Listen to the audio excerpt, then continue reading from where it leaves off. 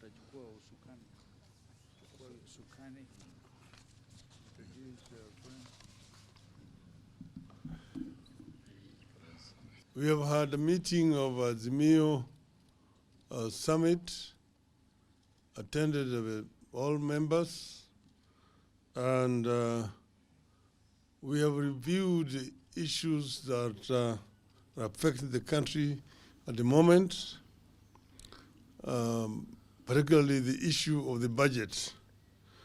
And we have a statement that's going to be read on our behalf by Honorable Wycliffe Ambetsa Oparanya, who is our Shadow Minister for Finance.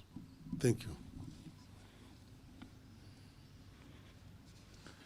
After going through the document, our position remains that the budget proposal remains flawed beyond redemption. As we said earlier, no amount of amendments can redeem this bill. There are things that are deeply passionate and unrelenting about. We believe Kenyans have been hurt for a prolonged period of time. The budget proposal prolongs and worsens the suffering of the people. As a party, we believe Kenyans will thrive when we cut, not when we increase taxes. We believe the country will thrive when we moderate our expenditure. This bill remains expenditures and proposes to spend what we don't have. We believe the country will do better when we devolve more in line with the Constitution. This bill proposes to devolve less and instead ask for more money for the national government for otherwise devolved functions. We believe our country will function better when we strengthen the middle class. This budget will kill the middle class, and when we kill middle class, we hurt millions of our people. We believe in extending and expanding social security protection to our people. This bill diminishes social protection. We believe in creating an enabling environment for manufacturing so that more investors can set up in our country and provide jobs for our people. The bill offers little, if any, in terms of encouraging manufacturing. We believe in empowering the private sector and enabling it to be the driver of growth in our country. The bill frustrates the private sector with taxes. We are passionate about extending a helping hand to women, and particularly to single mothers and the youth. This bill takes away from our women and our youth. We are passionate about access to quality education and ensuring no single child is left behind. This bill will diminish those opportunities.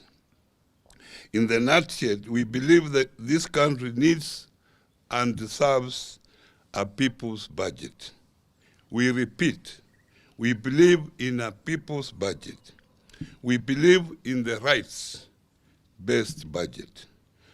The budget is coming. Kenyans will have the people's budget.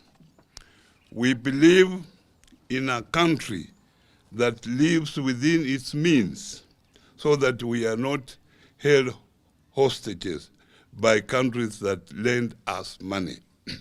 Borrowing to spend is not a wise idea. What we have here is not a people's budget. What we have here is a leader's budget. Finally, we believe in a budget that is sold to Kenyans as one indivisible country and people. Because Kenya Kwanza realizes the entire piece is punitive. It is dividing, stigmatizing, and threatening our people. It is trying to isolate central Kenya so that the region does not engage fully in debating this bill. They are dividing our youth into mungiki, drunkards, and drug addicts so as to stop them from participating in any opposition to this budget. Our members of parliament are mobilized, whipped, and aligned. They will reject this anti-people bill. We now appeal to you, the Kenya Kwanza MPs. We know that in your hearts of hearts, you know the budget is wrong. We urge you to join your Azimio counterparts and stand with the people.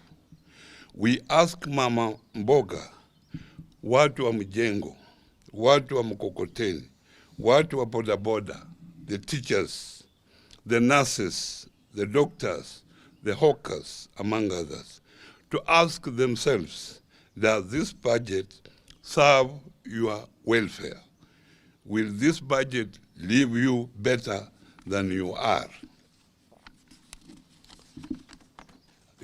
currently, or that you were as Kenya Kwanza was campaigning in 2022? If the answer is no, tell your MP to vote against this bill. Otherwise, we appeal to Kenyans to be on standby and the lookout. In the event they run this through your throats, don't give up, don't surrender. Join us in the next course of action that we will communicate soon. We shall emerge stronger. We shall overcome. Thank you. Unajua vile vitu, hata tukiwa na kitu kimoja kizuri au vitu viwili vizuri, lakini yale yako mengi ni mabaya. Sasa uwezi kufanya amendments kila kipengele. Ndio kwa sababu tunasema hii bill si bill mzuri, ni bill mbaya, itupuliwe mbali. In any event, Azimio is not in the habit of threatening members of parliament. And after this budget, which is clearly anti-people, Azimio will be busy taking the next steps. We are reminding Kenyans, this budget will hurt them where it matters most: food, medicine, fuel, cost of living, and many more, as has been outlined. We are reminding Kenyans they are not helpless. The Constitution gives you sovereignty. Let us wait, and if the voices of the people are not heard, people must exercise their sovereignty. As a person from Mount Kenya, I have a message to William Ruto. Following his utterances, calling our youth Mungiki yesterday, I want to remind him that these are the same youth he requested for votes from, calling them hustlers. I want to remind him these are the same youths he instructed his lieutenants to use a section of unemployed youth from Mount Kenya for criminal activities, raiding the farm of the Kenyatta family, also causing mayhem in Kibera and other places during the demonstrations. Azimio has not used our youth from Mount Kenya or from any other place for criminal activities. Stop profiling youth from Mount Kenya. This is meant to curtail any political activity in Mount Kenya. It is meant to cow us as leaders from Mount Kenya and maybe make us afraid of mobilizing. We want to tell you that constitution you opposed is the constitution of Kenya today. We will exercise our rights. We will go to Mount Kenya to discuss the budget like we will go to all other places in Kenya. You will not curtail our rights. And do not tell people of Mount Kenya any Azimio principle like Wajakoya that he cannot visit Mount Kenya. Mount Kenya is Kenya. We are going to visit every part of this country, and you will not start zoning off places. That is the message, but Kenyans not to forget, our fate is in our hands. Let us join together and fight this killer budget.